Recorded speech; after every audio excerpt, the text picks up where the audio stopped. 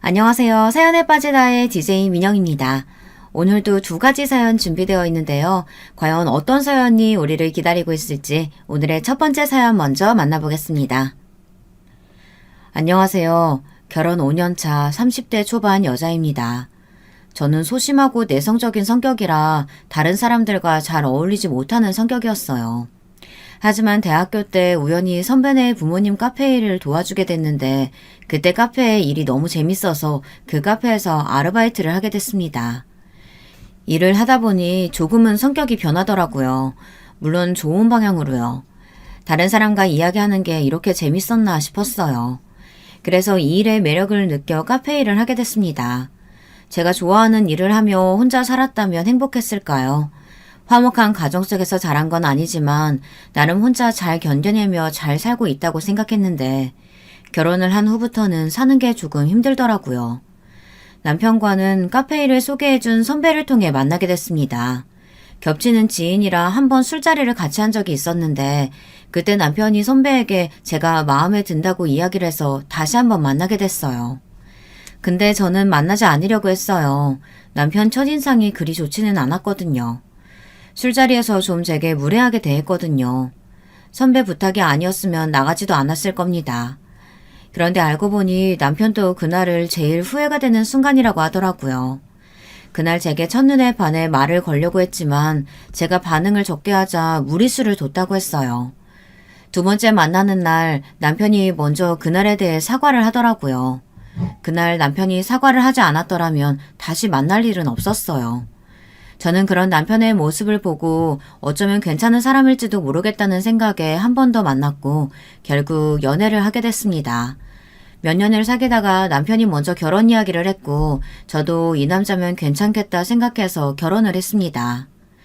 처음 시어머니께 인사를 드리러 갔는데 시어머니께서 마음에 들어하지 않으시더라고요. 혼자 지내고 대학은 졸업하지도 못했고 카페에서 일을 한다고 하니 그리 반갑게 맞이해 주시지는 않았어요. 그나마 다행인 건 제가 대학을 포기한 대신 일에 올인을 해서 돈을 꽤나 모아 어린 나이에 작은 카페를 열 수 있었거든요. 작지만 그래도 꽤나 손님들이 오는 곳이고 매출도 나쁘지 않은 곳인데 아가씨께서도 제 가게를 알더라고요. 엄마, 거기 완전 유명해. 나 저번에 가려고 했는데 못 갔잖아요. 대박. 그럼 언니, 나중에 나 놀러 가도 돼요? 네, 언제든 오세요. 아가씨가 그렇게 말해준 덕분에 조금은 풀어진 것 같았습니다. 그런데 이건 제 착각이었어요. 시어머니께서 이 결혼을 허락해준 이유가 따로 있었습니다. 시어머니는 제가 사장이니 계속 집에 있는 줄 알았나 봐요. 결혼을 하고 시어머니가 왜 이렇게 바쁘냐고 제게 한 소리를 하는 겁니다. 결혼 전엔 오픈부터 미들 마감까지 제가 다 했었거든요. 가끔 일정이 있을 때 빼고는 제가 다 했었고 필요한 만큼만 아르바이트생을 뽑아서 일을 했었거든요. 그런데 시어머니는 그게 안 이꼽게 보였나 봅니다.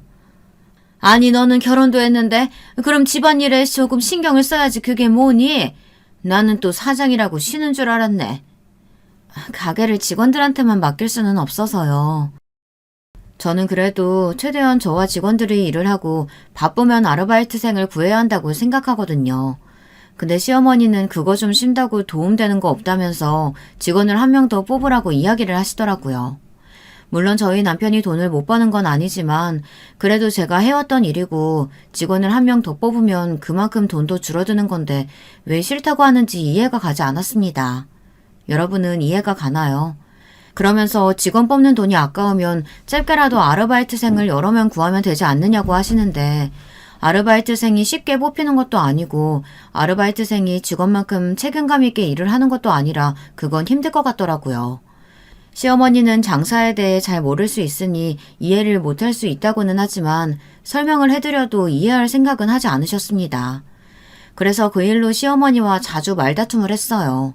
말다툼이라고 할 것도 없이 제가 일방적으로 당한 거지만요. 시어머니와 저는 처음부터 맞지 않았습니다. 저도 일만큼은 포기하고 싶지 않더라고요. 제 애정이 담긴 카페이기도 하고 이 일을 너무 좋아하다 보니 포기하고 싶지 않았습니다. 당연히 남편과도 이런 이야기를 했었어요. 결혼을 했다고 달라지는 건 아닌 것 같다며 제가 하고 싶은 대로 하라고 했었어요. 그런데 시어머니께서 그렇게 이야기를 하니 어떻게 해야 할지 모르겠더라고요. 그래도 저는 제 일을 했습니다. 물론 집안일도 소홀하게 하지도 않았어요. 그래도 시어머니는 탐탁지 않게 저를 보더라고요. 그래도 저는 평일 하루, 일요일 하루 쉬었어요. 결혼 전에는 주말에 꼭 나갔었는데 가족이 생기고 나서는 가족과도 시간을 보내야 할 것 같아서 일요일에는 비워뒀어요. 그런데 시어머니께서 일요일에는 무조건 자기 집에 오라는 겁니다. 처음에는 아무 말 없이 일요일에 시어머니 댁에 갔는데 하는 일이 뭔지 아나요? 도련님, 아가씨 밥 차리고 시댁 집안일하고 일을 하는 게 다였어요. 처음엔 시댁에 받은 것도 많고 이 정도는 제가 해야 한다는 생각을 했지만 일을 하고 난 다음 날 남편과 어디 가지도 못하고 계속 시댁에서 일을 해야 한다는 생각을 하니 끔찍하더라고요. 그래서 남편에게 이야기를 했습니다. 여보, 일요일에 매번 가는 거 힘들지 않아? 가끔 쉬고 싶을 때도 있을 거고 아니면 우리 둘이서 놀 수도 있는데 매일 당신도 소파에서 TV만 보고 나 신경 쓰느라 쉬지도 못하잖아. 그래도 다행인 건 저희 남편이 시댁을 그리 편애하는 것도 아니고 저를 잘 도와줘서 제가 힘들어하는 걸 알고 시댁에서 눈치를 좀 많이 보는 편이거든요. 그래서 저는 남편에게 조심스럽게 이야기를 할 수 있었습니다. 만약 남편이 눈치도 안 보고 그냥 시댁에서 편하게 먹고 잤으면 이런 이야기를 할 수는 없었겠죠. 근데 어머니가 그렇게 이야기를 하시니 안 갈 수도 없고 알잖아. 아버지 돌아가시고 적적해 하시는 거. 조금만 더 고생해. 내가 잘 말씀드릴게. 남편은 시어머니가 시아버지께서 돌아가시고 외로움을 많이 느끼신다며 조금만 기다려달라고 했어요. 아니 그런데 남편 말을 듣자니 조금 답답했습니다. 도련님이야 학교를 다니고 있다고 해도 아가씨는 휴학하고 집에서 노는 걸로 알고 있었거든요. 그러면 일하는 자식보다는 쉬고 있는 아가씨가 시어머니를 챙겨야 하는 거 아닌가요? 차마 말을 못하고 혼자 많은 생각을 했어요. 시어머니가 일부러 저 일 시키려고 그러는 건가 생각도 했다니까요. 한 달이 흘러서도 여전히 일요일만 되면 시댁으로 갔습니다. 하루만 쉬고 일을 하고 시댁에 가려니 힘들더라고요. 물론 그 전에 하루만 쉬고 일을 했었지만 뭔가 그때랑은 좀 다르더라고요. 카페에서 일할 때는 매출 때문에 스트레스를 받지 뭐 딱히 스트레스 받을 일은 없었거든요. 그런데 시댁에 가려니 가기 전부터 스트레스를 받고 가서도 스트레스 받고 갔다 온 후 다음 주가 생각나서 스트레스를 받더라고요. 그래서 더 힘들었습니다. 결국 저는 남편에게 이야기를 했어요. 여보, 어머님께 말씀 좀 잘 들어봐. 나 이제 좀 힘들어. 그렇지? 미안해. 안 그래도 요즘 당신 힘들어 보이는 것 같아서 어머니한테 말씀드리려고. 많이 힘들지. 남편이 이렇게 이야기를 해줘서 참고 시댁에 가는 거지. 아니었으면 저는 울면서 시댁에 갔을 겁니다. 제 성격상 말을 하지도 못해서 혼자 속만 타들어갔을 거예요. 그리고 시간이 조금 지나서일 겁니다. 시어머니에게 전화가 왔어요. 당연히 긴장이 됐어요. 남편이 이야기를 했나 아니면 또 무슨 잔소리를 하려고 하나 집에 왔나 오만 생각이 들더라고요. 네, 어머니. 바쁘니? 아니요, 지금은 괜찮아요. 막내가 카페를 하고 싶다고 하는데 나는 잘 모르잖아. 그러니까 너네 가게에서 좀 일을 하면 안 되나 해서. 정말 생각하지도 못한 말이었습니다. 갑자기 아가씨가 카페를 하고 싶어 한다고 제 카페에서 일을 하게 해달라고 부탁을 하지 뭡니까? 처음에는 어떻게 거절을 하지 고민을 했어요. 왜? 싫으니? 어머니의 말에 저는 할 수 없이 생각해보겠다고 말했습니다. 생각할 게 뭐가 있어? 그냥 한다고 생각하고 내가 말해주마.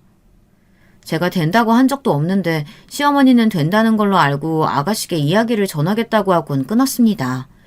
그 순간 머리가 지끈거리더라고요. 솔직히 저희 가게가 좀 바쁜 편이라 힘들거든요. 그런데 카페 일이라고는 모르고 집안일도 해본 적 없는 아가씨가 제 카페에서 일을 한다고 생각하니 앞이 막막했습니다. 그래도 어쩌겠어요. 카페 일을 해보고 싶다는데. 저도 처음에는 아무것도 모르는 상태에서 카페 일을 시작했기 때문에 아가씨의 마음을 이해 못하는 건 아니었습니다. 그런데 정말 아가씨는 카페 일을 하면 안 되는 사람이었어요. 일단 기본적으로 일머리가 전혀 없는 사람이었어요. 처음에는 천천히 알려주면 되지 않을까 생각했는데 세상에 그렇게 일을 못하는 사람은 처음이었습니다. 기본적으로 물을 담는 것도 설거지하는 것도 치우는 것도 청소하는 것도 다 하나하나 알려줘야 했고요. 그리고 하나를 시키다가 또 다른 하나를 하면 그 일을 끝내고 하면 되잖아요. 그런데 그 일은 멈추고 다른 일을 시작하더라고요. 하루는 아메리카노 주문이 들어와서 아메리카노를 만들어 달라고 부탁을 하고 다 끝내고 주변과 홀이 좀 더러워서 청소를 부탁했는데 그러면 보통은 아메리카노를 다 만들고 청소를 하잖아요. 그렇지 않나요? 그런데 아메리카노를 만들다가 청소를 하더라고요. 처음에는 몰랐습니다. 저는 다른 손님 거를 만들고 있었거든요. 그런데 당연히 아메리카노 손님은 아메리카노를 받지 못하고 있었어요. 그래서 아메리카노 손님이 자기 거는 언제 나오냐고 화를 내시길래 확인을 했더니 새로 들어온 주문은 아이스 아메리카노밖에 없어서 분명 나갔을 거라고 이야기했어요. 그런데 그때 식은 물과 따뜻한 컵이 구석에 그대로 있더라고요. 그래서 아가씨에게 물어봤어요. 아가씨, 따뜻한 아메리카노 아까 주문 들어온 거 나간 거 맞죠? 네, 잘 모르겠어요. 아니, 아무리 몇 분이 지났다고 해도 아가씨는 주문을 하나 받고 그리고 청소를 시킨 거였거든요. 그걸 나갔는지 안 나갔는지 있다니 말이 됩니까? 손님에게는 죄송하다고 이야기를 하고 아메리카노를 다시 드렸어요. 물론 죄송하다고 하고 작은 디저트도 같이 드렸답니다. 물론 처음에는 실수를 할 수 있다고는 하지만 그래도 아메리카노 하나 부탁했는데 그걸 나갔는지 안 나갔는지 모르겠다고 이야기를 하니 답답했습니다. 처음 만들어서 나간 것도 아니고 몇 번 해봤는데도 실수가 나왔으니 말이에요. 일이 끝나고 아가씨에게 한 소리 했습니다. 아가씨, 왜 했던 일을 안 끝내고 다음 일을 해요? 그리고 이번에 아메리카노 한 잔이라서 다행이지 다음에 여러 잔 잊었으면 어쩔 뻔했어요. 언니, 그럴 수도 있죠. 몰라서 그런 거잖아요. 좀 봐주세요. 아가씨는 그 후로 몇 번의 실수가 있었습니다.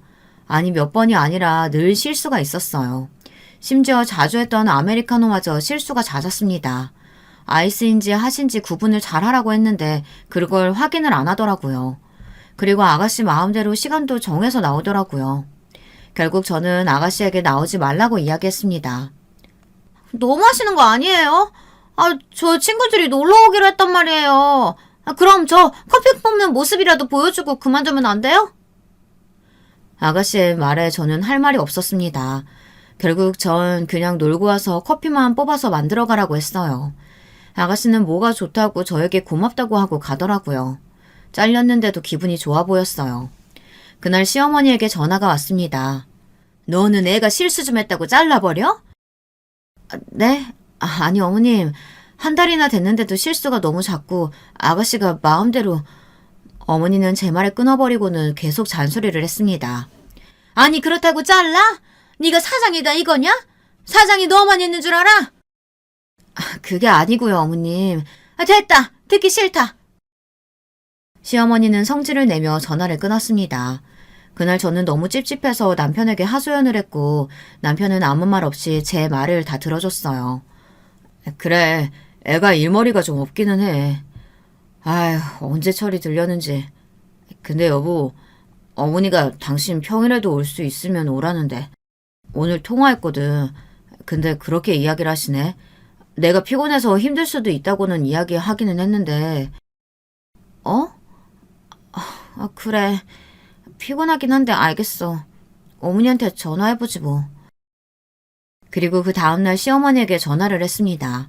어머니는 아가씨 일 때문인지 단단히 화가 난 것 같더라고요. 결국 어머니의 화를 풀어주기 위해서는 시어머니의 말을 들을 수밖에 없었습니다.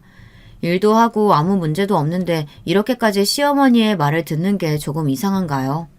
아니면 그냥 어쩔 수 없이 듣는구나 생각을 하시나요? 시어머니께서 집이랑 가구를 해주시지 않았다면 아마 말을 듣지 않았을 것 같아요. 시어머니는 저희들에게 좋은 집에서 살라고 돈도 보태주시고 가구도 좋은 걸로 해주셨어요.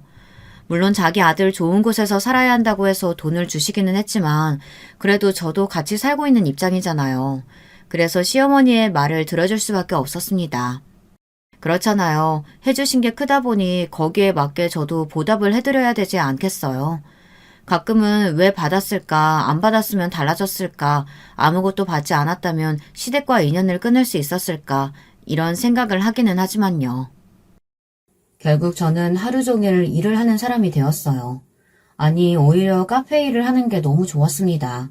시댁에 가면 이야기할 사람도 없고 가정부가 된 것 마냥 밥하고 청소하고 시어머니 심부름하고 저는 처음에 당연히 모든 시댁이 다 그러는 줄 알았어요. 다 저처럼 일을 하는 줄 알았습니다. 그런데 제 친구는 시댁에 가면 어머니가 쉬라고 제발 앉아있으라고 한다는 거예요. 저는 그 이야기를 듣고 제가 시댁살이를 하고 있다는 걸 알게 됐어요. 그래서 하루는 저희 집에 남편 친구와 남편이 집에 놀러와 술을 마시고 있는 거예요. 말도 없이 술자리를 하고 있어서 화가 났지만 화를 낼 겨를도 없이 어느새 저도 모르게 같이 술자리를 하고 있더라고요. 그리고는 남편 친구도 있는데 시어머니에 대한 이야기를 했습니다. 그리고 거기에다 아가씨 이야기도 하고 서운한 이야기는 다 했어요. 술 기운에 할 말 못할 말 다 했습니다. 그리고 곧장 방에 들어가서 씻고 누웠어요. 그런데 남편도 그때 술이 좀 들어갔는지 방에 들어와서는 화를 내는 겁니다. 당신 지금 뭐 하는 거야? 아무리 편하다고 해도 그렇지 내 어머니고 내 동생인데 그런 식으로 이야기하면 좋겠어? 남편은 화가 나면 더 차분하게 이야기를 하는데 딱 방에 들어와서 소리를 깔고 이야기를 하더라고요. 그래서 남편이 단단히 화가 났다는 걸 알 수 있었습니다. 하지만 저도 술을 마시고 감정적으로 올라올 수밖에 없는 상황인지라 저도 참지는 않았어요. 아니 서운하잖아. 힘들어서 이야기하는데 왜 나는 그런 소리도 못해? 지금 내 친구도 있는데 그런 이야기를 하잖아. 그런 건 나중에 했어도 됐잖아. 그래 알겠어. 다음부터는 이런 말 안 할게. 아니 안 하는 게 문제가 아니잖아. 결혼 후 첫 부부싸움을 했습니다. 그것도 남편 친구가 듣고 있는 데서요. 남편에게도 미안했지만 남편 친구에게도 미안했어요. 기분 좋게 왔는데 제가 와서 분위기 다 망치고 부부싸움 하는 것만 보여줬잖아요. 그래서 저희 부부싸움이 풀리고 난 후 남편에게 친구 번호를 받아 직접 사과를 했습니다. 그 후로 몇 번 남편 친구가 저희 집에 놀러 왔어요. 저야 직장인보다는 늦게 일이 끝나니 늘 남편과 남편 친구는 조금 취해 있었고요. 그런데 여러분, 상상도 못할 일이 벌어졌습니다. 아니, 제게 이런 일이 일어날 줄 몰랐어요. 짧게만 말씀드릴게요. 이 이야기는 솔직히 필요가 없지만 제 인생의 가장 황당한 사건이라 빨리 말씀드리고 싶네요. 남편 친구와 그 후 몇 번 연락을 했어요. 그것도 그냥 오늘도 집에서 잘 놀다 간다, 덕분에 즐겁게 놀다 가요, 뭐 이런 이야기들 정도 그런 연락을 했어요. 남편 친구는 저희 집에서 노는 게 재밌었는지 점점 저희 집에 자주 놀러 오더라고요. 뭐 저는 불편하지는 않았어요. 친구 한 명이 더 생기는 것 같은 기분이었어요. 그런데 어느 날 제가 쉬는 날 모처럼 시어머니께서 모임을 간다고 저는 일찍 집에서 쉬게 된 날이 있었어요. 그날 남편 친구가 여자친구와 헤어졌다는 겁니다. 그래서 남편은 밖에서 술을 마시고 온다고 했어요. 그리고는 남편이 저도 올 거면 오라고 하더라고요. 저도 할 것도 없고 모처럼 밖에서 술을 마시고 싶어서 약속 장소로 갔습니다. 그런데 남편은 일이 남아서 일을 더 하고 온다고 해서 남편 친구와 저와 둘이 있게 됐어요. 둘이 있어 본 적은 없지만 편해서 저는 괜찮았습니다. 그런데 남편 친구가 조금 취했는지 제게 말을 편하게 하더라고요. 그리고는 갑자기 냅다 자기 어떻냐고 물어보는 겁니다. 저는 당연히 편하니 편한 사람이라고 했어요. 그런데 갑자기 울면서 저 때문에 여자친구와 헤어졌다는 겁니다. 너무 급하게 들어갔나요? 그런데 남편 친구와 저랑은 가끔 저희 집에서 술 마시고 안부 인사한 게 다였어요. 그리고 이 사실은 남편이 다 알고 있는 사실이고요. 그런데 갑자기 저 때문에 헤어졌다니 저는 이유를 묻고 싶지도 않았어요. 그냥 그 자리를 박차고 나가고 싶었습니다. 그래서 저는 화장실로 가려는 순간 남편 친구의 손이 잡히고 말았고 갑자기 자기를 좋아하냐고 물어보더라고요. 이게 지금 유부녀한테 할 소리입니까? 제정신인 사람은 그런 말을 하지도 않겠죠. 저는 당황해서 얼른 이야기했습니다. 미쳤어요? 그때 남편이 들어오더라고요. 남편은 남편 친구가 제 팔을 잡고 있으니 이상하게 봤습니다. 야, 너 뭐해? 아니, 야, 내가... 저는 바로 말을 끊었습니다. 자, 너무 많이 마신 것 같으니까 여기서 끝내요. 하지만 남편 친구는 쉽게 넘어가지 않았어요. 결국 술을 더 마시게 됐어요. 그리고 결국 사고를 치고 말았어요. 야, 내가 진짜 너무 힘들어서 참다 이야기하는데 네 와이프가 나 좋아하는 것 같아. 미친 소리를 하더라고요. 남편은 저를 쳐다봤고 저는 아니라고 빨리 해명을 했답니다. 내가 그래서 신경 쓰여서 여자친구랑 헤어졌다. 그러고는 또 울더라고요. 진짜 미친놈인 줄 알았어요. 그 이후로는 남편과 남편 친구는 만나지 않는 것 같더라고요.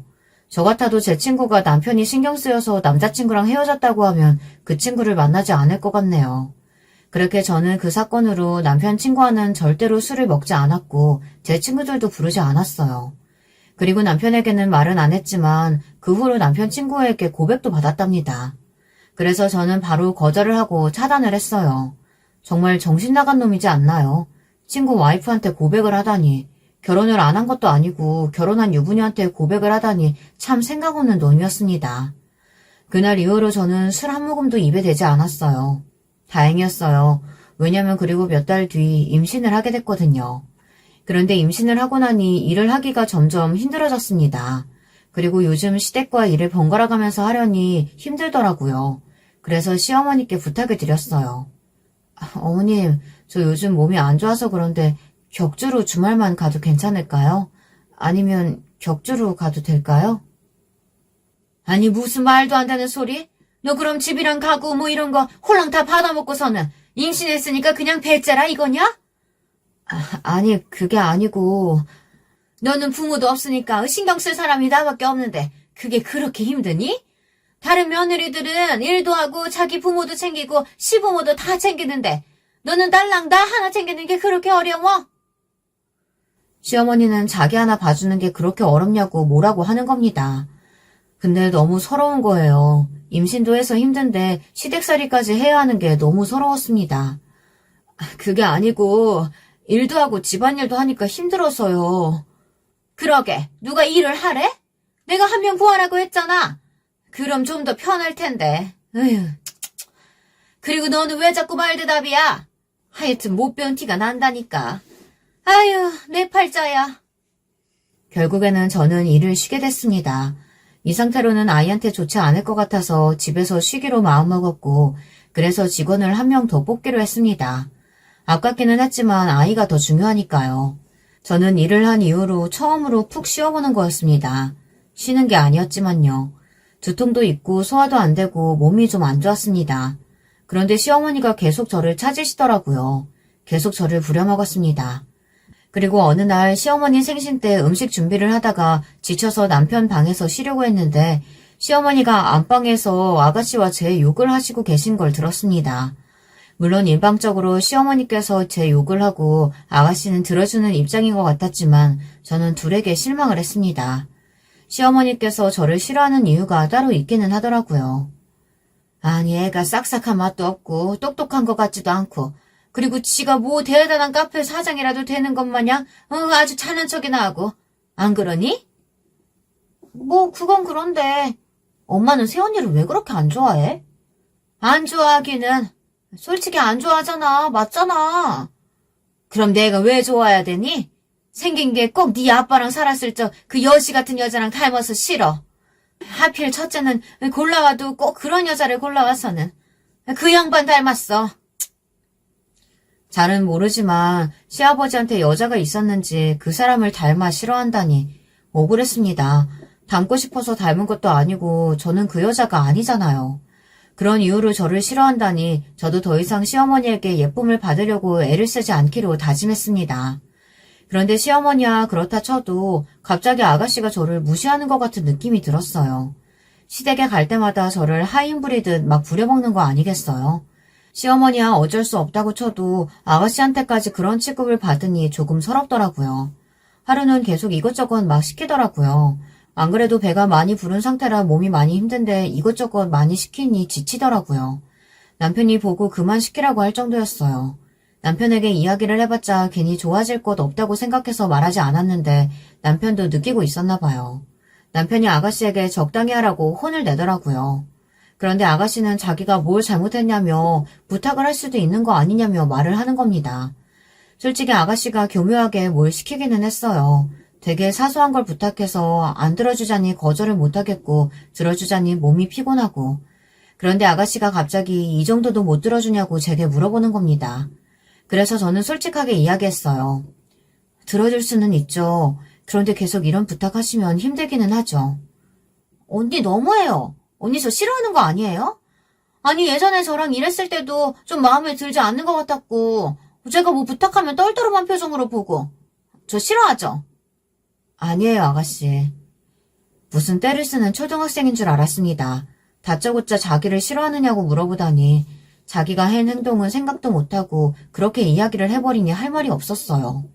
그런데 순간 진짜 아가씨의 말대로 내가 너무 싫어했나 싶었어요. 그 이후로 계속 그런 이야기를 하길래 저도 모르게 아가씨에게 너무했나 싶기도 했다니까요.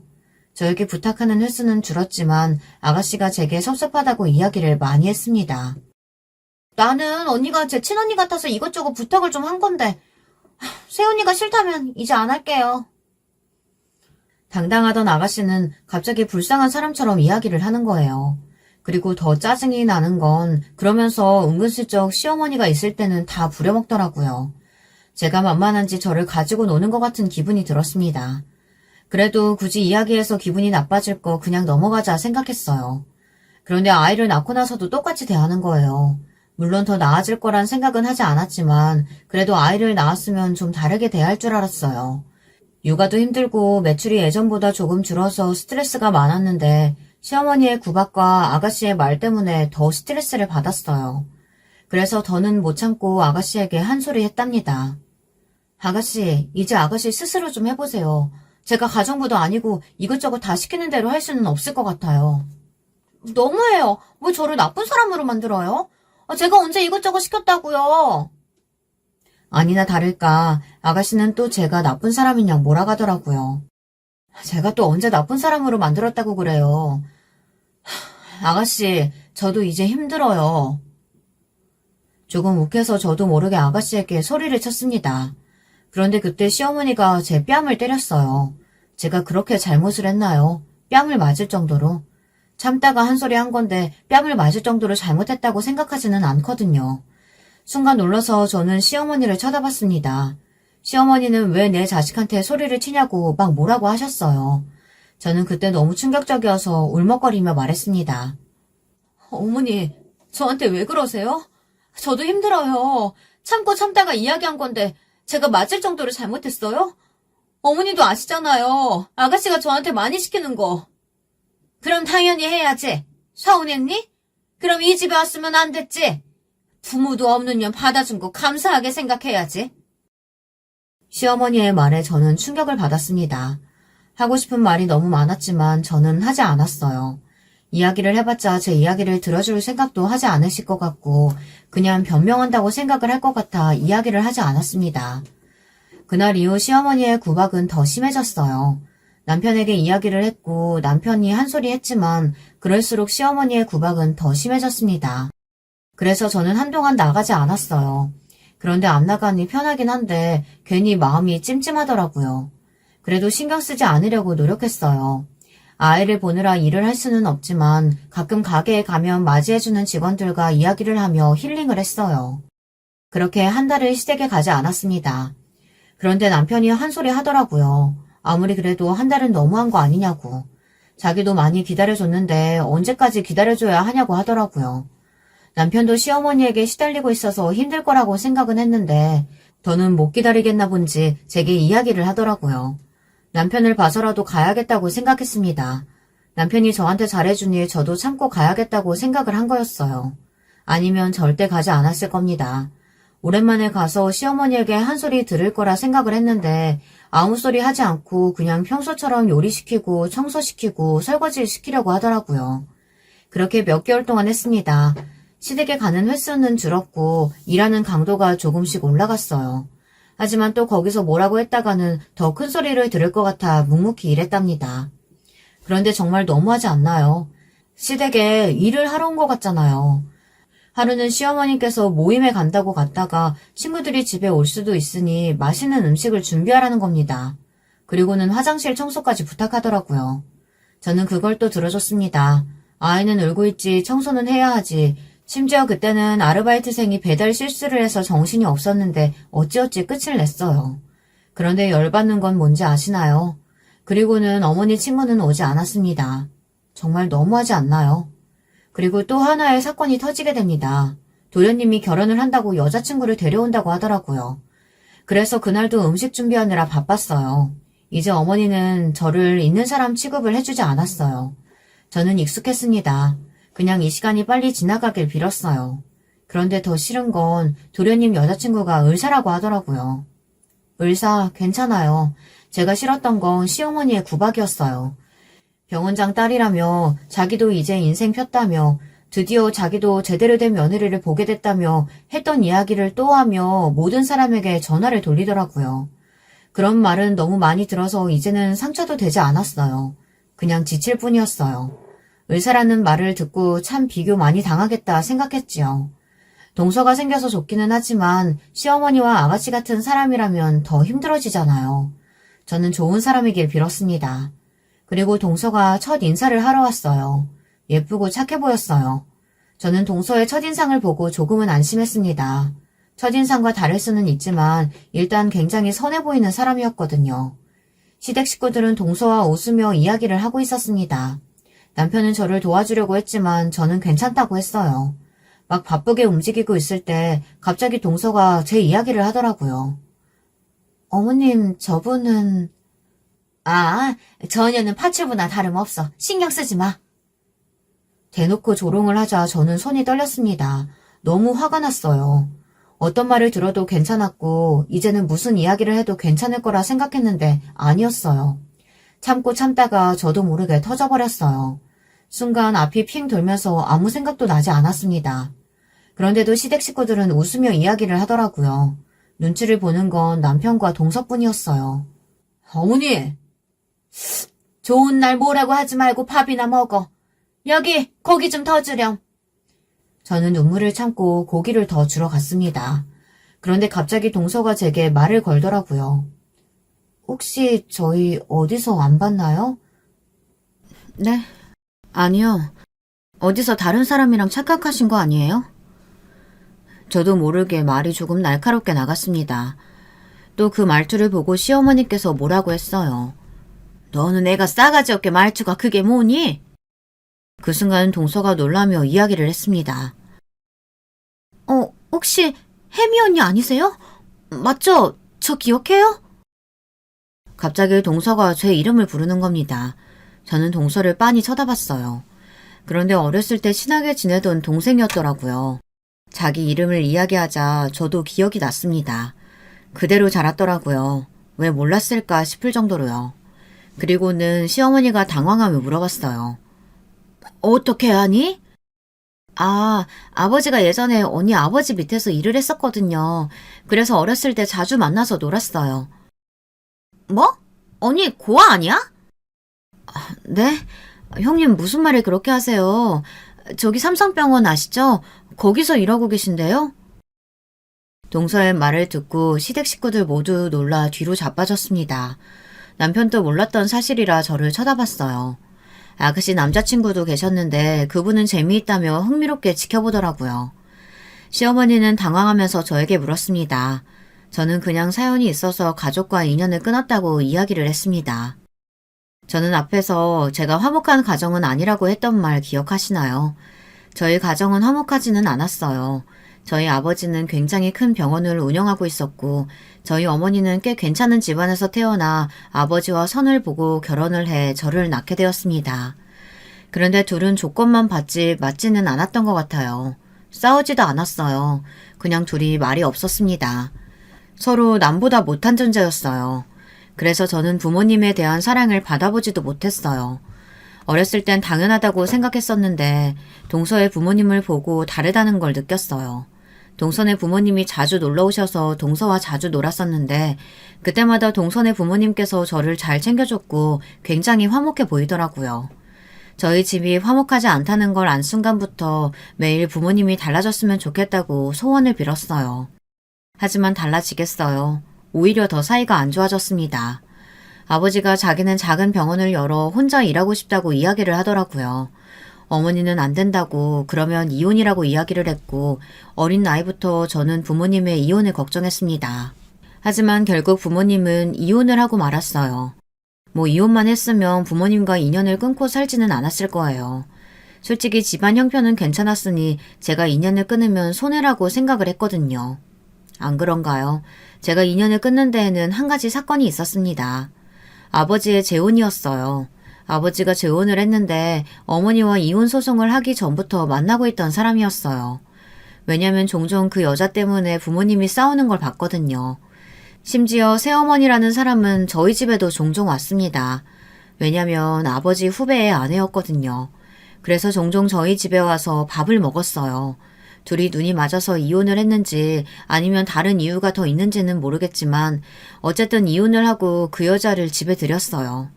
새어머니에게는 아들이 한 명 더 있었는데 저보다 나이가 많았어요. 처음에는 아버지의 재혼 소식에 힘들어했어요. 이혼도 힘든데 재혼이라니. 그런데 새어머니가 재혼 전 저에게 친딸처럼 아주 예뻐해 주더라고요. 그래서 저도 마음의 문을 열었습니다. 어머니의 사랑을 못 받아온 아이가 새로운 사람에게 사랑을 받으니 친어머니보다 좋다고 느끼지 않겠어요. 솔직히 친어머니보다 좋았습니다. 그런데 막상 재혼을 하고 나서부터는 저를 정말 무시하더라고요. 아버지가 계실 때는 조금 잘해주다가도 안 계실 때는 철저하게 무시를 했습니다.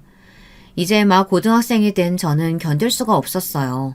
갑자기 한순간 사람이 변하니 믿기지 않았습니다. 그리고 시간이 지나고는 한 번씩 혼이 나야 한다며 저를 때리기도 했어요. 참다가 저는 아버지에게 이야기를 했어요. 그런데 아버지는 그런 거짓말하면 안 된다고 이야기를 하더라고요. 심지어 맞은 자국을 보여줬는데도 아버지는 믿지 않으셨습니다. 혼이 날만 하니 혼났을 거라고 그런 식으로 새어머니를 몰아붙이면 기분이 좋냐고 이야기하더라고요. 그리고 저 빼고 세 가족이 화목하게 지내는 모습을 보니 저는 더 이상 낄 틈이 없다고 느꼈어요.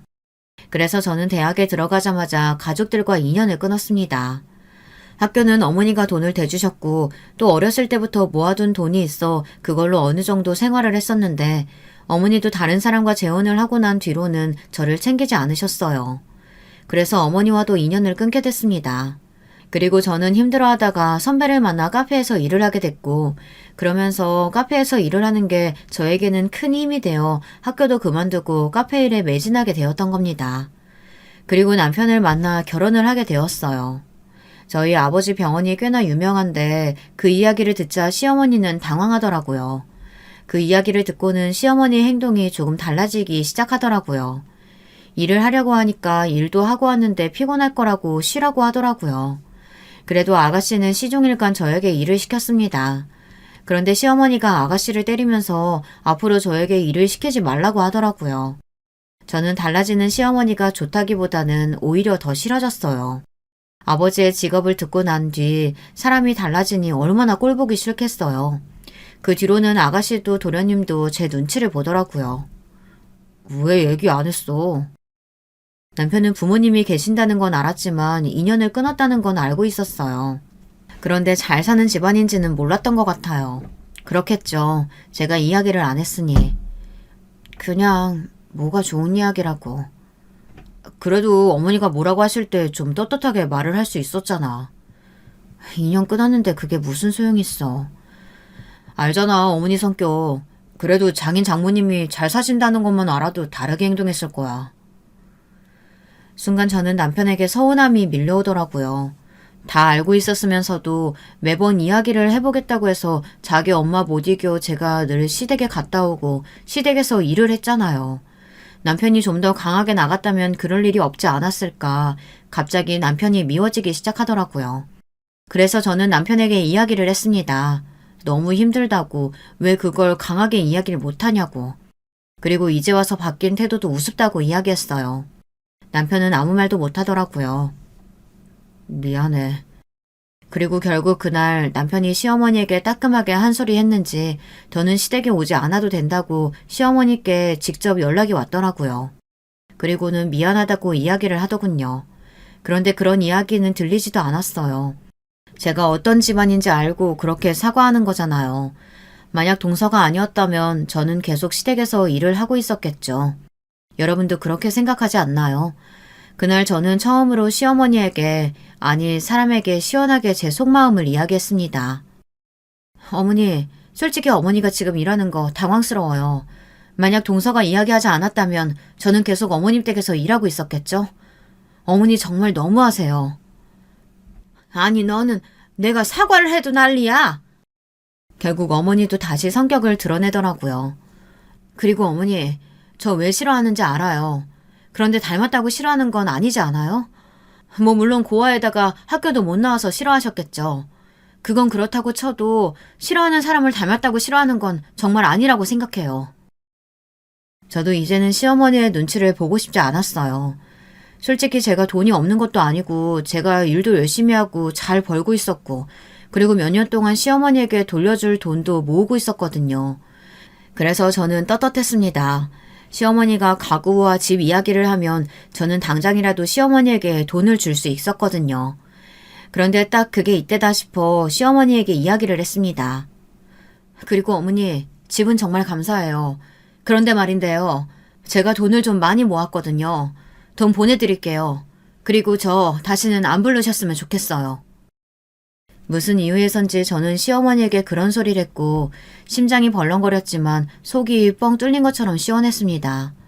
이건 남편과도 상의가 된 거였어요. 다시 한 번 더 시어머니가 뭐라고 하면 다시는 보지 않겠다고 이야기를 했어요.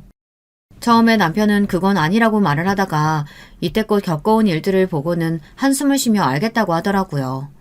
그래서 저는 시어머니와 통화를 하면서 더는 보면 안 될 것 같다는 생각에 그렇게 이야기를 했습니다. 그래서 시댁 식구들과 보지 않았어요. 물론 동서는 자주 봤어요. 솔직히 동서라고 하는 것이 어색할 만큼 언니 동생으로 잘 지내고 있습니다. 그리고 동서도 한성격해서 그런지 시어머니에게 당하고 있지만은 않더라고요. 동서에게도 쉬는 날 시댁으로 오라고 했다지 뭡니까. 몇 번 갔다는데 물론 거기서 저만큼 시키지는 않았지만 시댁에 있는 것만 해도 불편하잖아요. 그래서 동서가 시어머니에게 바쁘고 힘들어서 못 갈 것 같다고 이야기를 했다는 겁니다. 저도 처음부터 그랬어야 했는데 지불해 주시는 바람에 계속 바보같이 살았으니 그래도 이제는 편하게 살 수 있어서 다행이죠.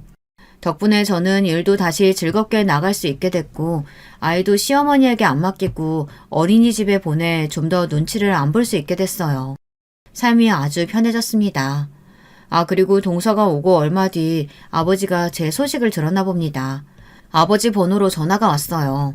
저는 번호를 바꿔서 아버지는 몰랐을 건데 아마도 동서가 주지 않았나 싶었어요.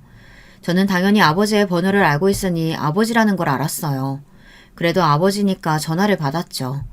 저는 당연히 아버지가 저에게 욕을 할 줄 알았습니다. 그런데 잘 지내고 있냐고 물어보는 거예요.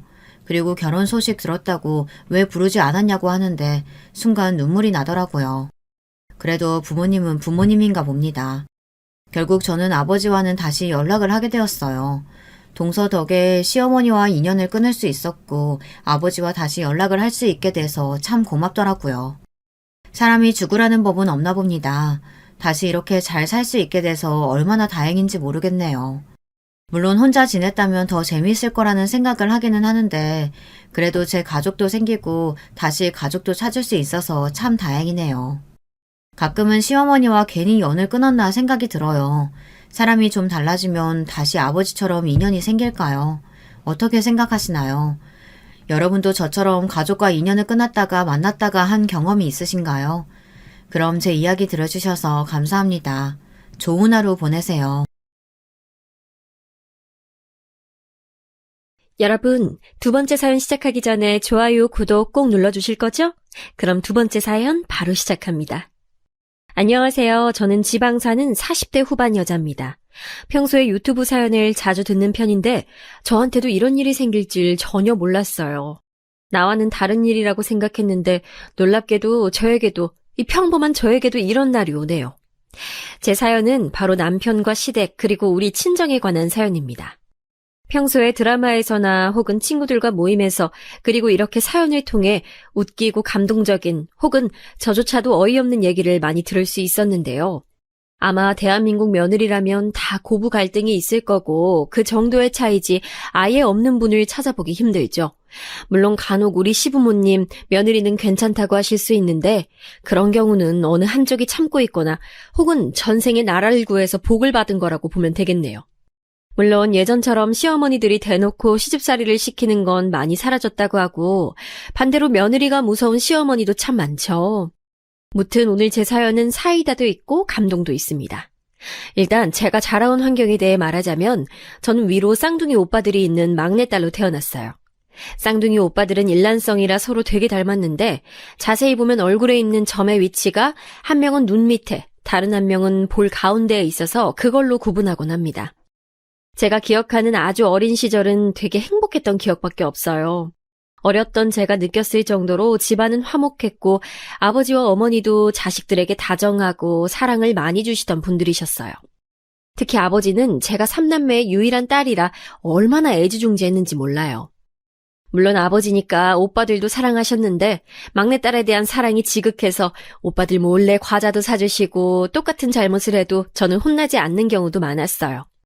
그런 모습을 보고 오빠들은 질투하거나 그러진 않았고 오히려 오빠들도 저를 많이 예뻐해서 본인 친구들과 노는 자리에 데리고 가기도 했습니다. 오빠가 둘이나 있으니 어렸을 때부터 제 성격은 굉장히 활발했고 학교에서도 나서기를 좋아해 선생님들의 사랑을 많이 받았어요. 반장도 여러 번 했었고 친구들과 교우 관계도 아주 좋았습니다. 우리 아버지는 오빠들과 제 친구들 사이에서 아주 유명했는데 어른의 도움이 필요할 때 제일 먼저 나서는 사람이 우리 아버지였기 때문이에요. 그리고 아버지가 퇴근하며 집에 오다 골목길에서 노는 우리를 발견하면 친구들을 다 데리고 식당에 데려가 밥을 먹이거나 혹은 슈퍼에 가서 아이스크림을 하나씩 사주곤 했어요. 그런 아버지가 너무 좋아 전 아버지 곁에 껌딱지처럼 붙어있는 경우가 아주 많았고 명절에 큰아버지는 그런 저를 보며 나중에 결혼은 어떻게 하냐고 웃으며 묻기도 하셨죠. 하지만 그런 걱정은 하지 않아도 됐는데요. 왜냐하면 아버지는 오빠들이 중학생 때 그리고 제가 초등학교 5학년 때 교통사고로 우리 곁을 먼저 떠나셨기 때문입니다. 모든 교통사고가 그렇듯 너무 갑작스러운 소식이었고 또 그날은 오빠들의 생일 바로 전날이라 잊고 싶어도 그럴 수 없는 날짜예요. 오빠들의 생일을 맞아 돈가스를 먹으러 가자고 했었는데 그 식당에는 가지도 못하고 돌아가신 아버지였어요. 가족들이 병원에 갔을 땐 이미 돌아가신 상태였고 트럭이 덮친 거라 그 자리에서 즉사하셨다고 했습니다. 아버지 말고도 다른 사망자가 있을 정도로 꽤 큰 사고였는데 우리가 살던 동네 어귀에서 돌아가신 거라 동네가 아주 초상집이었죠. 워낙 우리 부모님이 주변 주민들과도 친하게 지냈고 지금 시절과는 다르게 서로 이웃들이 가깝게 지내던 때라 혼자 남은 어머니를 이웃들이 많이 챙겨주셨어요. 그래서 심적으로 많은 도움을 받았는데 그건 너무나도 고마웠지만 현실적으로 경제적인 어려움이 집에 닥치기 시작했습니다. 물론 가해자에게 돈은 받았는데 그걸로 자식 3명을 키우기는 너무 어려운 문제였어요. 어머니는 성인이 되고 이렇다 할 직장을 가지지 않고 아버지를 만나 결혼한 상태라 어디서 일해본 적이 아예 없었습니다. 그래서 급한 대로 식당에 가서 일을 구하려고 해도 워낙 작은 동네라 이미 일하는 분들이 있어 그것도 쉽지 않았어요. 일자리가 많은 서울이나 광역시면 몰라도 지방에 있는 소도시에서는 일 구하는 게 참 어려웠다고 합니다. 친척들도 우리 사정을 안타깝게 여기시고 금전적으로 도와주려 했는데 그것도 한계가 있었고 또 언제까지 도움만 받을 수는 없어서 결국 어머니는 공장을 알아보셨는데 공장도 다른 지역을 가야 해서 생계를 위해 우리 가족은 다른 동네로 이사가게 됐어요. 차로 30분 정도 떨어져 있는 지역이었는데 거기는 나름 중소도시라 공장도 많았답니다. 어머니는 새로 이사한 곳에서 음식을 제조하는 공장에 다니셨는데 돈을 위해 잠도 자지 않고 깨어있는 시간을 거의 다 공장에서 보내셨어요. 잔업도 일부러 하며 돈을 한 푼이라도 더 벌려고 노력하셨습니다. 심지어 공장에서 간식으로 나오는 빵과 음료수도 먹지 않고 우리 먹으라고 가져다 주실 정도로 열심히 사셨어요. 그런 모습을 보고 친척들이 정 힘들면 막내인 저라도 보내라고 잠깐 키워주신다고 하셨는데 어머니는 단호하게 거절하셨습니다. 안 그래도 아버지 돌아가셨는데 저까지 다른 집에 보내면 식구들이 뿔뿔이 흩어진다고 싫어하셨어요. 저 또한 아무리 친척들과 사이가 좋은 편이어도 남의 집 가기는 싫었습니다. 그래서 저는 만족했는데 문제는 쌍둥이 오빠들이었어요. 초등학생이었던 저와 달리 아이의 사춘기 시절이었던 오빠들은 이사와 아버지의 부재가 크게 다가왔었나 봐요. 둘이 워낙 성격이 활발하고 또 밖에 나가 노는 것을 좋아하긴 했는데 새로 이사간 곳에서는 좀처럼 쉽게 적응하지 못했습니다. 교우 관계가 좋아 새로 친구를 사귈 생각에 신나했었는데 무슨 일인지 자꾸 어울리지 못했고 결국 밖에서 떠돌게 됐어요.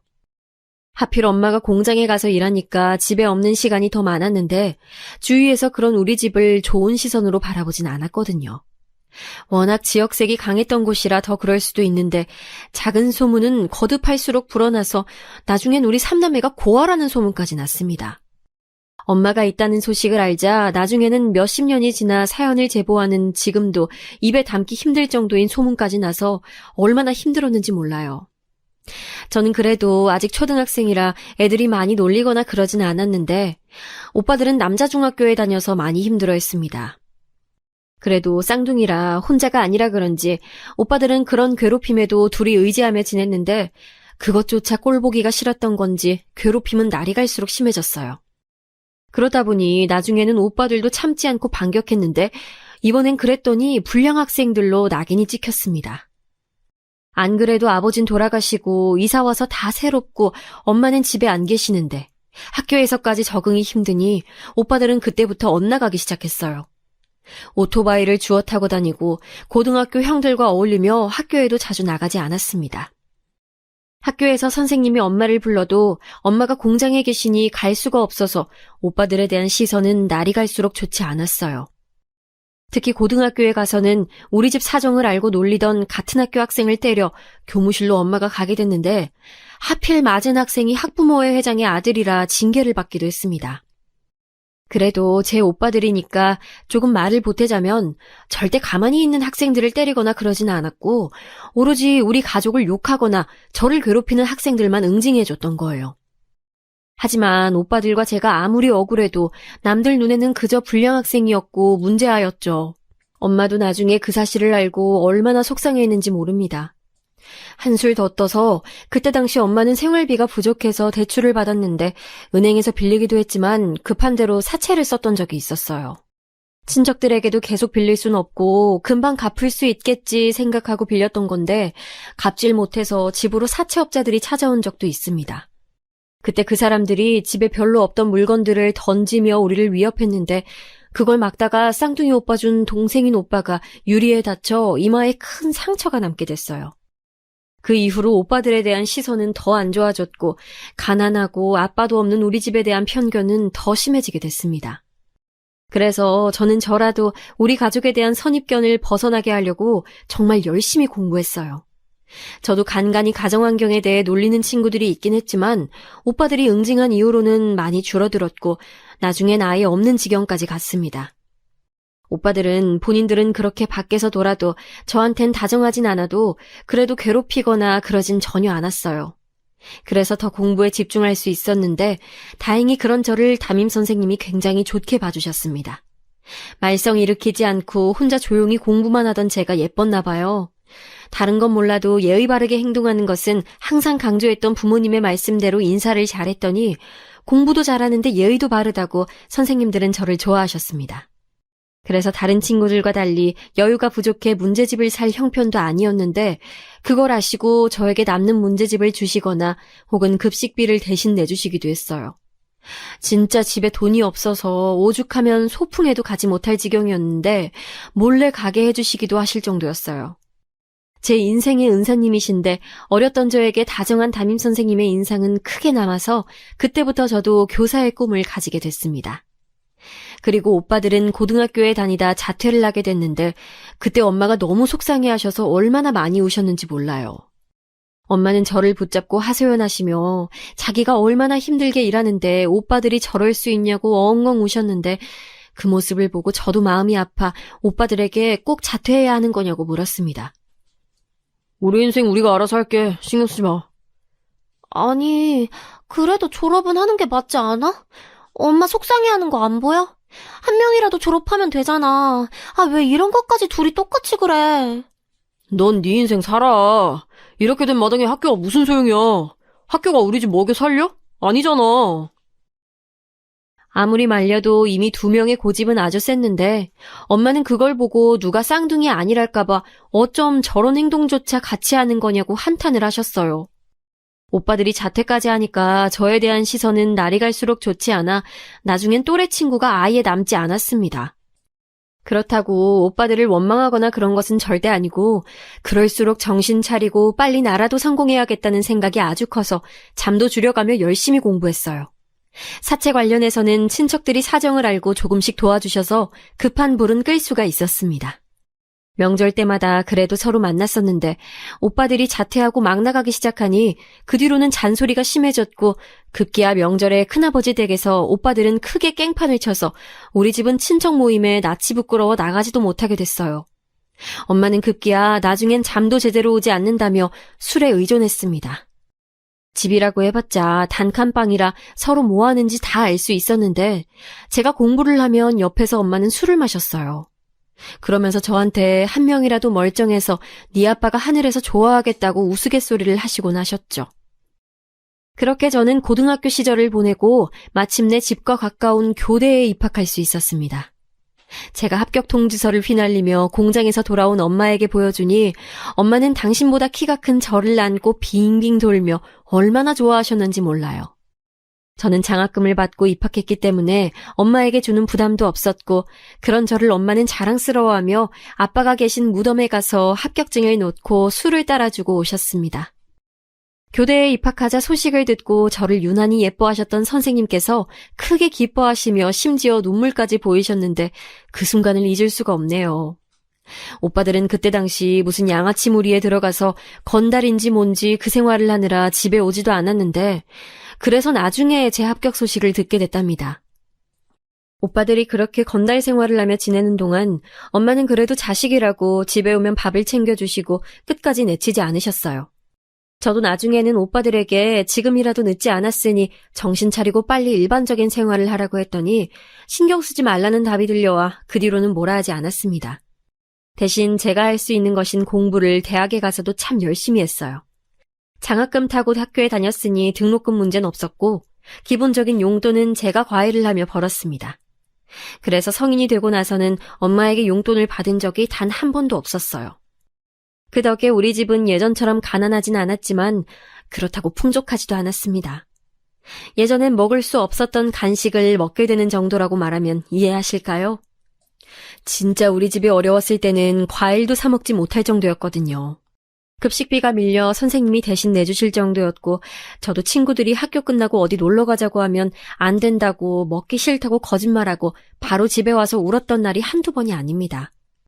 무튼 그 정도로 가난한 건 아니었으나 그래도 여전히 하고 싶은 걸 다 하는 생활을 하지 못했어요. 왜냐하면 대출이 남아있었기 때문에 빚을 갚아야 해서 엄마는 돈이 생기면 무조건 빚을 조금씩 갚았어요.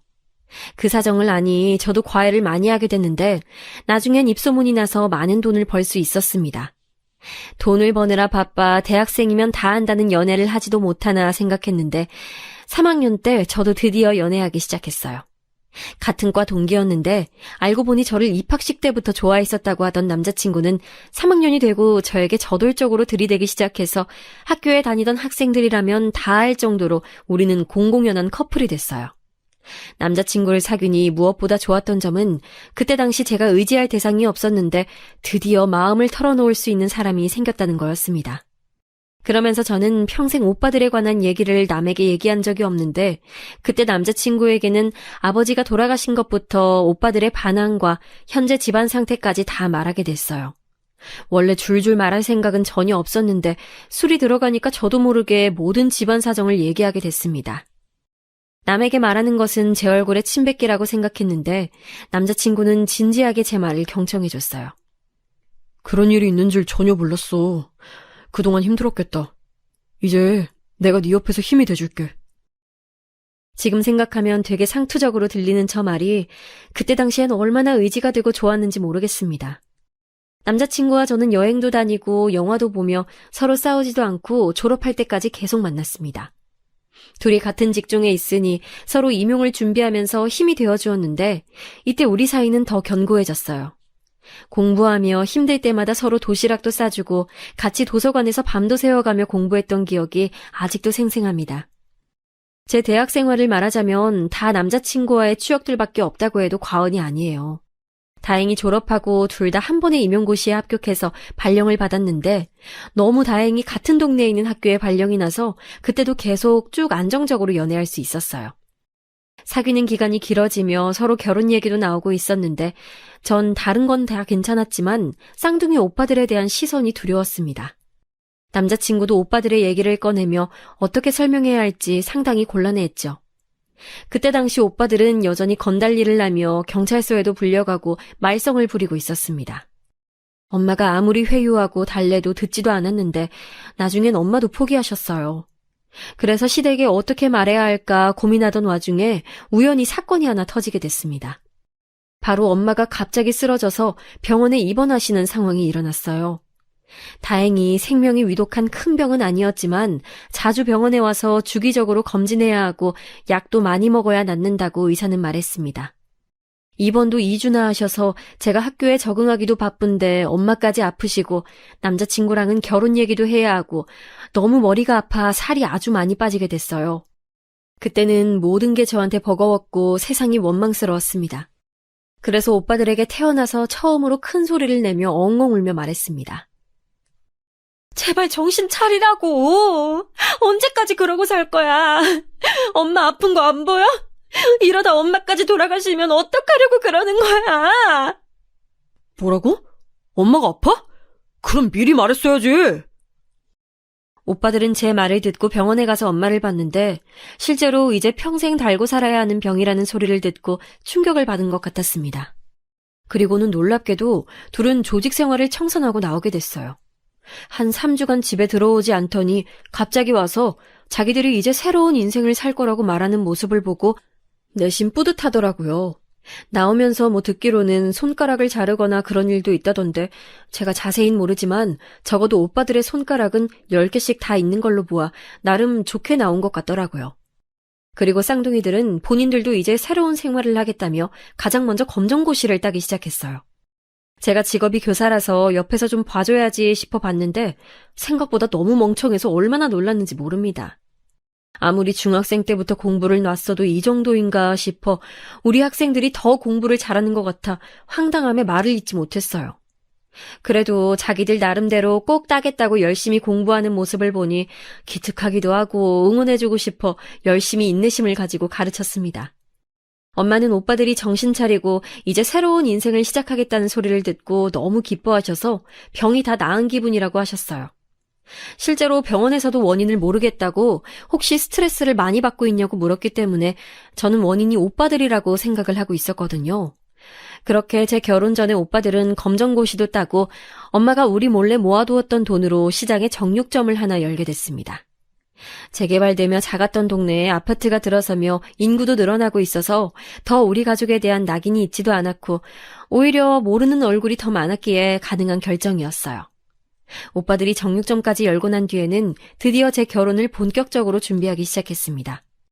저는 남자친구와 연애하며 한 번도 싸운 적이 없어서 결혼 준비도 무난하게 할 줄 알았는데 그건 너무나 큰 착각이었어요. 다들 결혼 준비하다 아예 파혼도 있을 정도로 많이 싸운다고 하던데 그게 어쩌면 저한테 일어날 수도 있겠다고 생각을 했습니다. 다른 것보다 시댁에서 요구하는 게 많았는데 시댁은 우리 집이 여유롭지 않은 것이 마음에 들어하지 않으셨어요. 물론 남자친구와 제가 둘 다 교사니까 저 개인 자체는 좋아하셨는데 가정 형편을 보고는 썩 그렇게 만족하지 않아 했습니다. 그도 그럴 것이 남자친구의 부모님은 식당을 아주 크게 하고 계셔서 집안이 여유로웠어요. 집안끼리 재정 상황이 비슷하지 않아 서로 원하는 게 달라 순조롭게 진행되진 않았지만 결론적으론 그래도 시댁에서 많이 맞춰주셨습니다.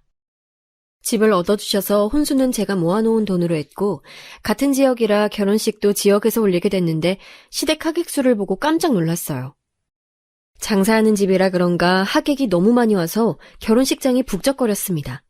약간 기에 눌리기도 했고 부럽기도 하고 생각하며 하늘에 계신 아버지 생각이 많이 났어요.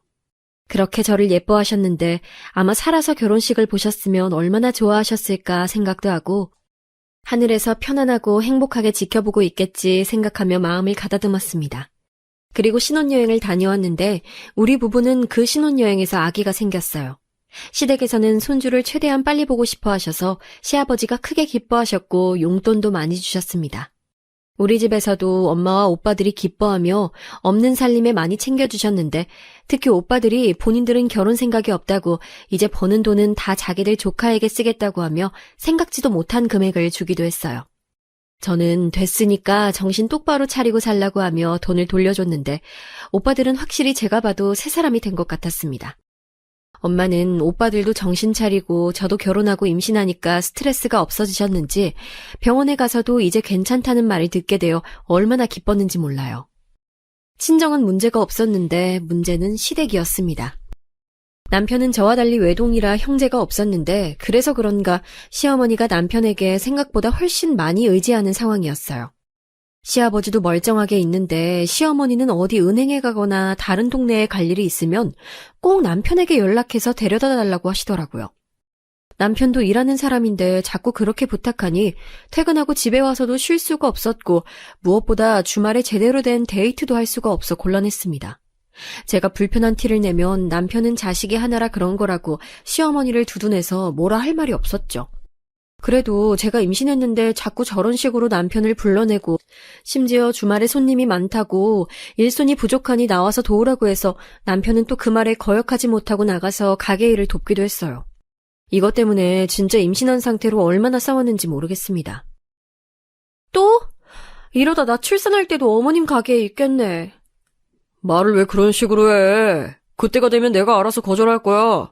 그리고 집을 해주셨는데 어떻게 단칼에 거절해? 내 입장을 당신이 좀 이해해줘. 아니, 내가 단칼에 거절하라는 뜻이 아니잖아. 적당히 조절하라는 거지.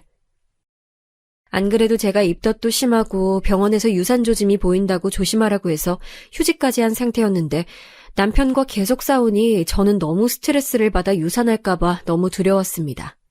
그래서 나중에는 그냥 제가 참자고 생각하고 꾹 참고 혼자 열심히 태교하고 저도 친정엄마를 보러 친정에 자주 찾아가며 달래고 있었어요.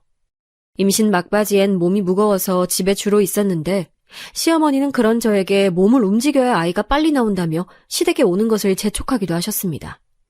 집에서 쉬고 싶은데 시댁 행사에 가야 하니 너무 힘들었는데 무엇보다 시댁은 제사가 있었어요.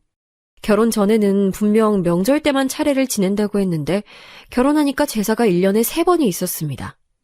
3번이면 괜찮지 않나 처음엔 생각했는데 날이 갈수록 그게 아니라는 걸 알게 됐죠. 시댁 식구들 생일에 명절에 제사까지 합치고 또 거기다 저에게 맛있는 것을 먹이겠다고 자꾸 불러내니 시부모님 얼굴을 참 많이 보게 됐습니다. 그래도 남편 말처럼 집을 해주셨으니 제가 참자 생각해서 무사히 속으로 마음을 정리하고 마침내 출산까지 하게 됐어요. 성별은 아들이었고 아주 튼튼한 우량아로 태어난 아기는 양가 어른들의 사랑을 듬뿍 받았습니다. 아기를 예뻐해 주시니 당연히 좋았지만 한편으로는 불편한 감정도 있었는데 시어머니가 특히 너무 아이를 좋아하셨어요.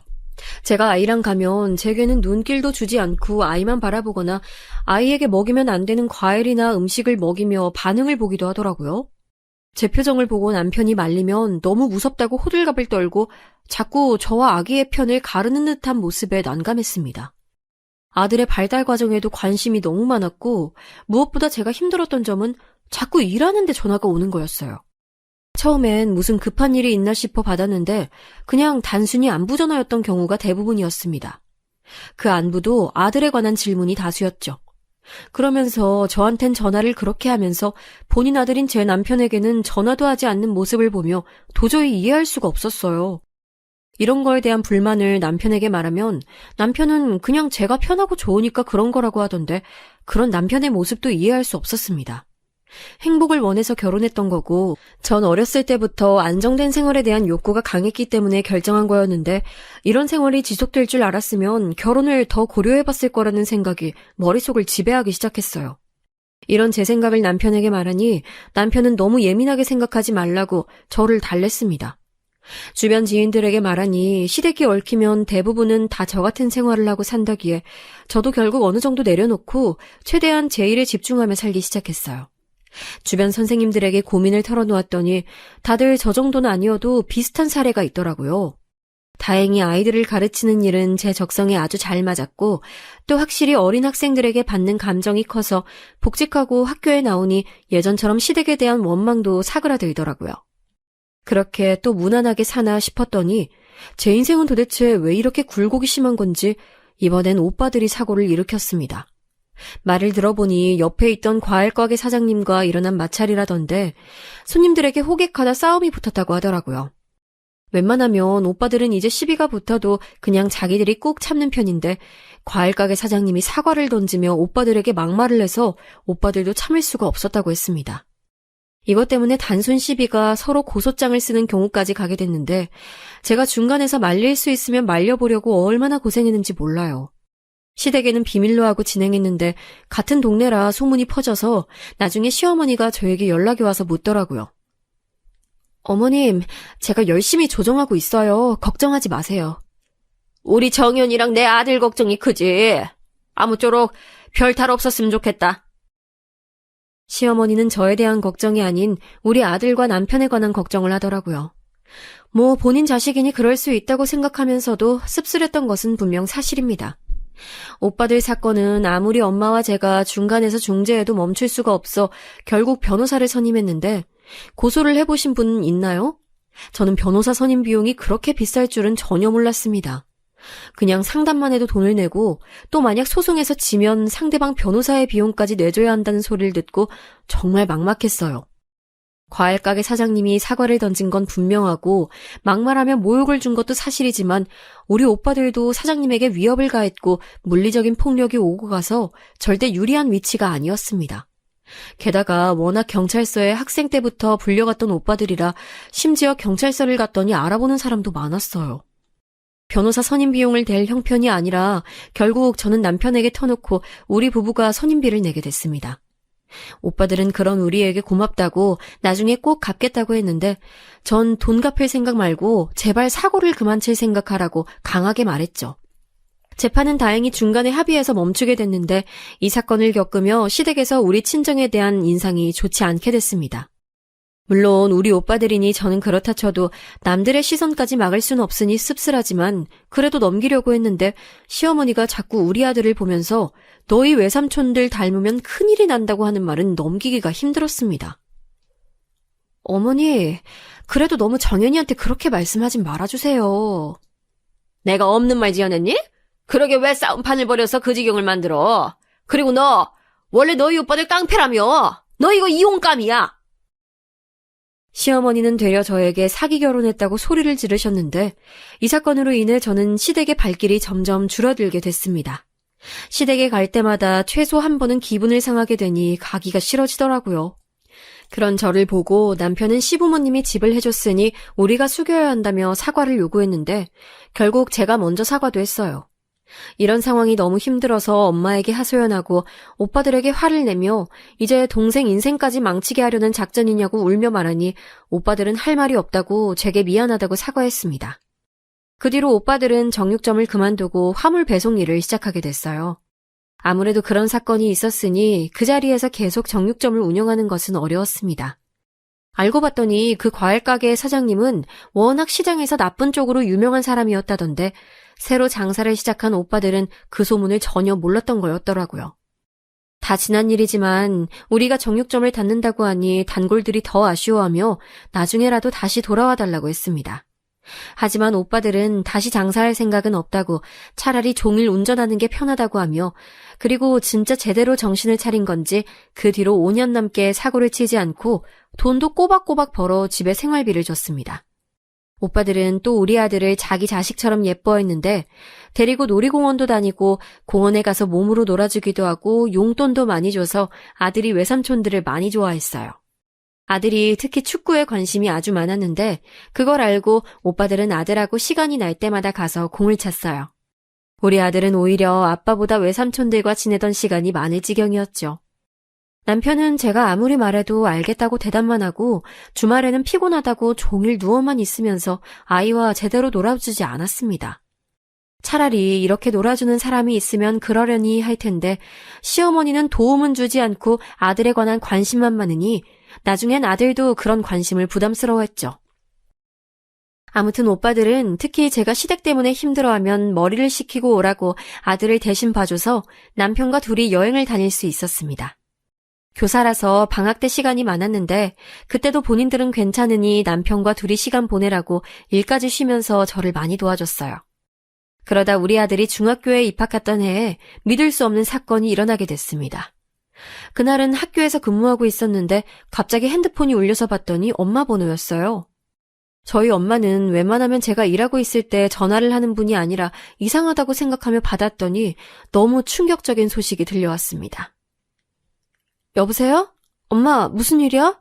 원래 이렇게 전화 안 하잖아. 어떡하니, 어떡해. 너희 오빠들 지금 병원이래. 사고 났어. 뭐? 일단 병원 주소 알려줘. 수업이 끝나고 달려간 병원에선 오빠들이 급하게 긴급수술을 하고 있었어요. 말을 들어보니 둘이 원래 따로 운전하는데 그날따라 퇴근을 같이 하려고 같은 차를 타고 있었다고 합니다. 그러다 고속도로에서 사고가 나서 차가 뒤집혔고 심하게 다쳤다고 해요. 수술을 기다리며 엄마랑 밖에서 둘이 손을 부여잡고 기다렸는데 마침내 문이 열리고 의사가 밖으로 나왔습니다. 침울한 표정으로 마지막 인사를 하라고 하는 말을 듣고 저는 온몸에 피가 식는 기분이 들었어요. 엄마는 옆에서 주저앉아 오열하고 간신히 정신을 붙잡고 전혀 희망이 없는 거냐고 물었더니 의사는 죄송하단 말만 하더라고요. 의사 선생님은 최선을 다했으니 원망할 수 없었고 오빠들을 보러 각자 다른 수술방에 들어갔는데 둘 다 어쩜 그렇게 많이 다쳤는지 너무 고통스러워 보였습니다. 너무 힘들어 보여서 보내주는 게 좋다고 생각했어요. 오열하고 정신을 제대로 차리지 못하는 엄마를 달래며 서류 작성을 하고 장례식장을 잡았습니다. 남편도 일이 끝나고 왔고 친척들에게도 소식을 알렸어요. 친척들은 장례식장에 한 걸음에 달려와서 우리를 위로해줬습니다. 분명 어렸을 때는 5명이었던 우리 가족이 이제 엄마와 저밖에 남지 않았다고 생각하니 눈물이 멈추지 않았어요. 오빠들이 이제 정신 차려서 진짜 엄마한테도 지극정성으로 잘해서 주변에서 부러워할 정도였고 그런 모습을 보며 잠시 연락을 끊었던 큰아버지도 그런 오빠들이 아버지를 닮았다고 하늘에서 아버지가 기뻐하실 거라 했는데 이렇게 되다니 너무 슬펐습니다. 그동안 자기들이 어렸을 때 너무 못했다고 엄마한테 효도를 늦게라도 하겠다고 시간이 나면 좋은 곳에 데려가 같이 여행하고 맛있는 것도 많이 사줬었거든요. 엄마도 그래서 주변에 자랑도 하고 경제적으로도 오빠들이 많이 도와줘서 공장에 더 나가지도 않았습니다. 오빠들은 본인 용돈 제외하고 모든 돈을 엄마를 줬거든요. 둘은 결혼 생각도 전혀 없고 그냥 그렇게 엄마 모시고 살면서 우리 아들과 놀아주며 행복하게 인생을 마감하고 싶다고 했었는데 이제야 우리 가족이 행복하게 사나 싶었는데 이런 일이 발생하다니 너무 슬펐어요. 그렇게 오빠들의 합동 장례식이 끝나고 집에 와서 물건을 정리하는데 참 오빠들의 인생도 굴곡이 많다고 느껴져서 많이 울었습니다. 그리고 엄마가 집에 혼자 남겨져서 많이 외로워하셨어요. 남편도 아들들도 하늘나라로 갔으니 엄마는 홀로 집에 있는 것이 견디기 힘들다고 제게 흘리듯 말씀하셨습니다. 그래서 제가 일부러 더 많이 찾아가고 아들도 데려가서 최대한 엄마를 외롭지 않게 해주려고 노력했어요. 그래도 근본적인 그리움과 외로움은 잠시 옅어질 뿐 아예 사라지지 않았습니다. 그러다 곧 엄마 생신이 다가와서 남편에게 말하고 엄마와 같이 여행을 가려고 준비하고 있었는데 남편이 되게 귀찮아하는 눈치였어요.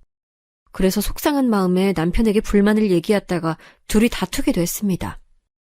친정집에 가서 여행 날짜를 잡는데 엄마는 우리가 가려고 계획했던 제주도를 작년 이맘때쯤 오빠들과 갔었다고 눈물을 흘리셨어요. 저도 그 말을 듣고 가슴이 아프고 또 아빠도 오빠들도 다 교통사고로 한순간에 떠난 거라 전혀 예고 없이 갔잖아요. 되게 갑작스럽게 가족들 떠나보내는 게 고통스러운 일이라는 걸 교통사고 유가족들은 아실 거예요. 엄마랑 제가 식탁에 앉아 울고 있었는데 그날따라 뭐가 그렇게 마음에 들지 않았던 건지 남편의 표정이 좋지 않았어요. 제가 따로 다른 방으로 불러 무슨 일이 있는 거냐 물으니 왜 시댁 식구들과는 여행을 가지 않으면서 친정엄마랑은 적극적으로 여행을 계획하냐고 하더라고요. 그야 당연히 시어머니는 저만 보면 못 잡아먹어 안달인 것처럼 대하고 또 갈 때마다 핀잔을 주며 자기 아들과 손자가 최고라고 하니 불편한 마음이 있었기 때문이에요. 반면 우리 엄마는 제가 우리 엄마라서 그렇게 말하는 게 아니고 진짜 남편에게 잘해줬습니다. 집에 와도 절대 손 하나 까딱하지 않도록 했고 매번 장서방이라고 부르며 얼마나 잘해줬는지 몰라요. 그런데 그런 친정엄마랑 시어머니를 비교하다니 저는 이해할 수가 없었습니다. 그렇게 작은 방에서 싸우고 나와 식탁에서 저녁을 먹으려고 준비 중이었는데 엄마는 또 그날 메뉴가 하필 갈비찜이었는데 갈비찜이 오빠들이 제일 좋아하던 엄마 음식이었거든요.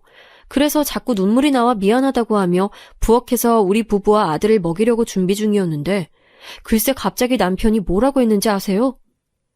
그래도 말썽만 부리고 갔으니 호상 아니에요?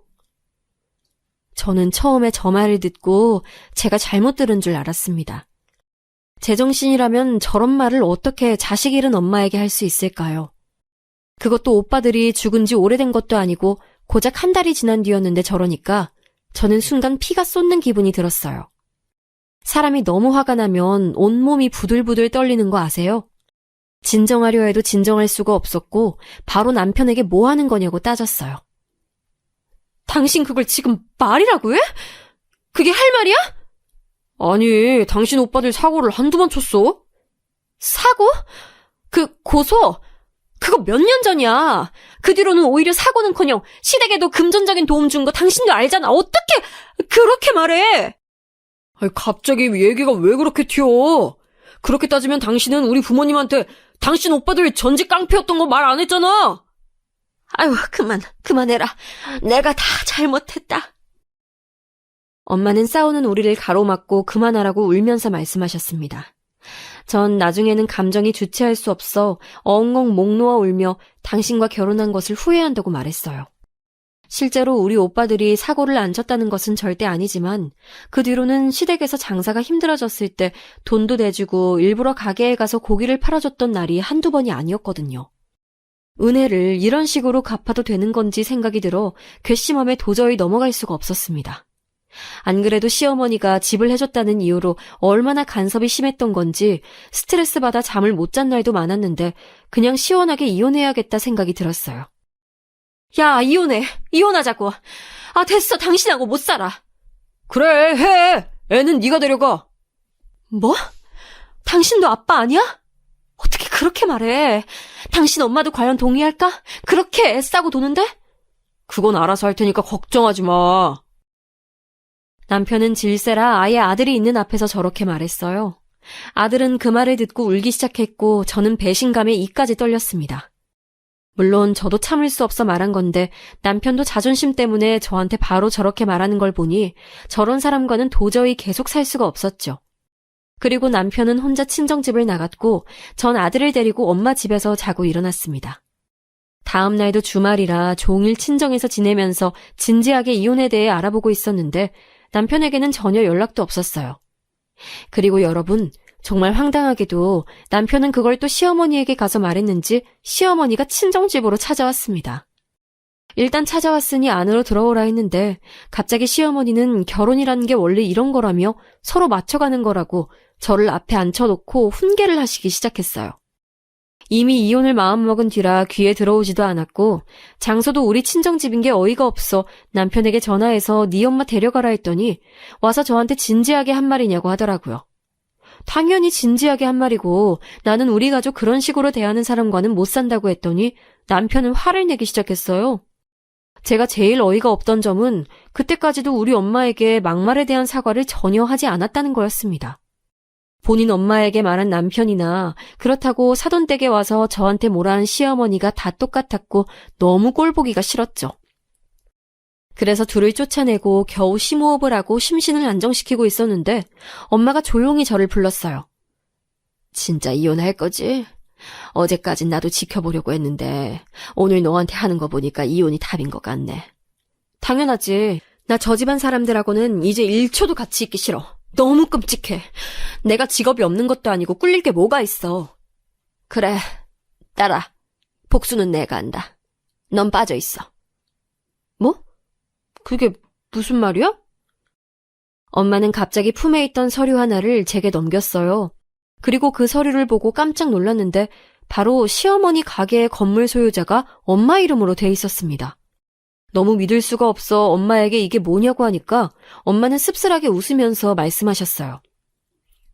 애들이 돈 벌어주면 그게 얼마나 아깝던지 몰라. 또 네가 고생하던 거 아니까 아들들한테 말했었는데 그걸 기억했던 건지 큰 돈을 주더라. 그리고 이번에 받은 돈도 있고 마침 네 시어머니 가게 건물이 시세보다 싸게 나와서 소유하게 됐어. 평소에도 저렇게 저한테 하대하듯 했던 거니? 알고 봤더니 엄마는 오빠들이 벌어온 돈을 하나도 쓰지 않고 차곡차곡 모아놓으셨대요. 그리고 당신께서 모으신 돈과 합쳐서 시어머니 건물을 샀다고 했습니다.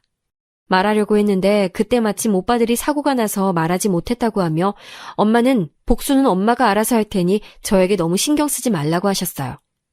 그리고 그 뒤로는 진흙탕 싸움이 있었습니다. 남편이 저한텐 떵떵거리며 이혼하자고 하더니 나중엔 절대 이혼하지 못하겠다고 하더라고요. 그래서 이혼 전문 변호사까지 선임했고 법정에서 이혼하게 됐습니다. 그리고 엄마는 서류상으로도 완전히 남남이 되니 시어머니에게 가게를 빼라고 했어요. 시댁은 그런 엄마와 저에게 천하의 못된 것들이라 말하며 악담을 퍼부었지만 눈도 깜빡이지 않았습니다. 결론을 얘기하자면 그렇게 시어머니가 저를 무시하고 애지중지하던 우리 아들의 친권도 제가 가지게 됐고 가게는 망하게 됐네요. 긴 과정이었지만 결론을 놓고 보면 너무 행복한 결과라 만족하고 있습니다. 이 과정을 겪으며 저는 한층 더 성장하게 됐고 지금은 엄마를 모시고 다른 지역에서 생활하고 있어요. 아들에게 좋은 아빠가 아니었던지라 아들도 아빠를 찾지도 않고 오히려 외삼촌들이 그립다고 해서 같이 오빠들을 보러 갔다 오기도 했습니다. 지금은 그래서 완전히 평안해진 상태예요. 전 이제 더 제사도 명절 스트레스도 시어머니 전화만 울려도 머리가 아픈 증상도 전혀 없어졌습니다. 여기까지가 제 사연인데 어떻게 재밌게 들으셨는지 모르겠어요. 사연을 쓰면서 제 인생을 돌아볼 수 있어 참 좋았습니다. 들어주셔서 진심으로 감사합니다. 여러분들도 행복하고 건강한 인생 사시길 진심으로 기원합니다.